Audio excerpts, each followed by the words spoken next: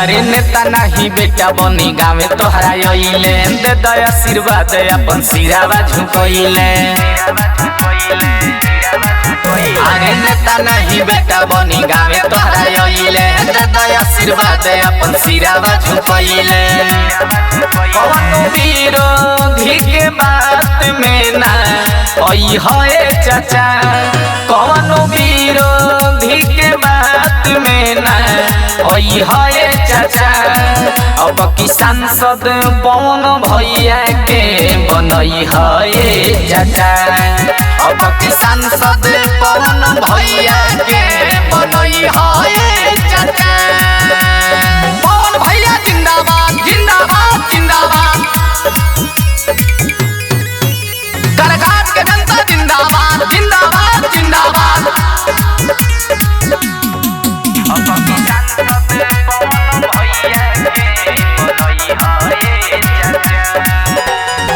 सब लोगवा कहताटे इनके पबायास हो, जीती है तो काराकाट में हुई बहुत विकास हो।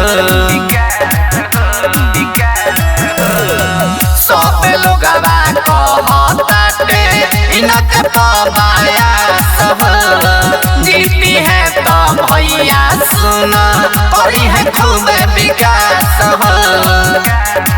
कौनो जाति औरी पार्टी मतलब गई है चाचा, कौनो जाति औरी पार्टी मतलब गई है चाचा। अब की सांसद पवन भैया के बनई है चाचा, अब की सांसद पवन भैया के बनई है चाचा।